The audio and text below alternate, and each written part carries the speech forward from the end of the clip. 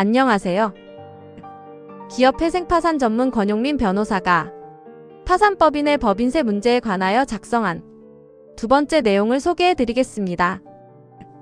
파산 등기 이전의 법인세는 주로 분식회계로 가다 납부한 법인세 환급이 쟁점이었고, 이 내용은 첫 번째 영상에서 정리했습니다. 반면 파산 등기 이후는 방향이 달라집니다. 파산 절차가 진행되는 과정에서 새로운 과세 이슈가 생기기 때문입니다. 살펴볼 문제는 크게 두 가지입니다. 첫째, 채무 면제이익. 둘째, 부동산 양도 차익입니다. 그리고 추가로 과점주주의 제2차 납세 의무도 살펴봅니다. 1. 채무 면제이익. 채무가 탕감되면 그 이익은 입금으로 들어가기 때문에 법인세 부담이 생기는 것이 원칙입니다. 그런데 파산법인은 상황이 다릅니다. 채권조사로 채권액이 확정되면 관제인은 환가대금을 우선순위에 따라 배당합니다. 최후 배당 이후 채권자 집회에서 계산보고에 이의가 없으면 법원은 파산 종결 결정을 하고 그 시점에 절차는 종료됩니다.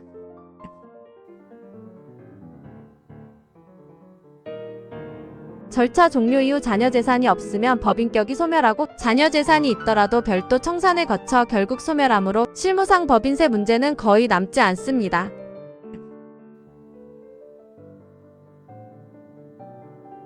이 부동산 양도차익. 다음은 부동산 양도차익입니다.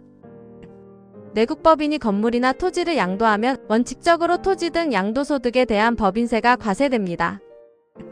하지만 법인세법 제55조의 제사항은 예외를 둡니다. 파산 선고에 의한 토지 등의 처분으로 발생한 소득은 과세 조항을 적용하지 않는다고 규정합니다. 즉, 파산 절차에서 처분된 부동산은 양도소득 법인세가 면제되는 구조입니다.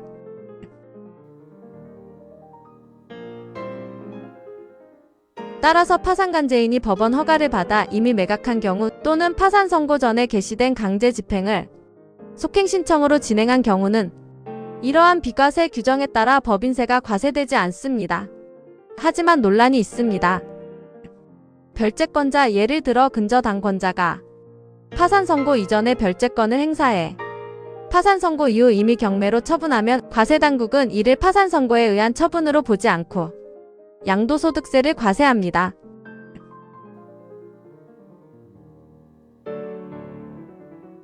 조세심판원도 별채권은 파산 절차와 별도로 행사된다는 점을 근거로 양도소득 과세가 적법하다고 보았습니다.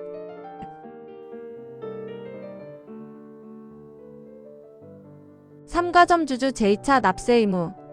추가로 법인격이 소멸하는 파산법인과는 별개의 주체인 과점주주가 파산법인의 조세와 관련하여 제2차 납세 의무를 부담하는지도 함께 살펴봅니다. 국세기본법 제39조는 일정 요건에서 과점주주에게 법인의 조세에 대한 제2차 납세 의무를 인정합니다.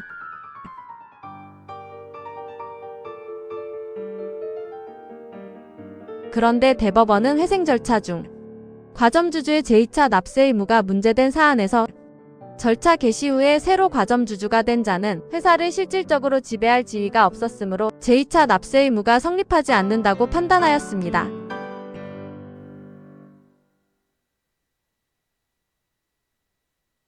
결국 과점주주가 법인 파산과 관련하여 부담하는 이러한 제2차 납세 의무는 다음과 같이 정리할 수 있습니다.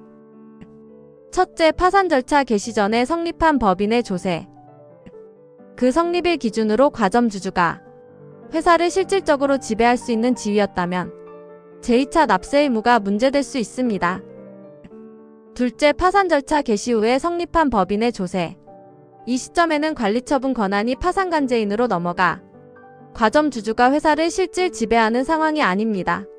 그래서 원칙적으로 제2차 납세 의무가 성립하지 않는다고 볼 수 있습니다. 지금까지 기업회생파산 전문 권용민 변호사가 작성한 파산법인의 법인세에 관한 두 번째 내용을 소개해 드렸습니다. 좋은 하루 보내세요.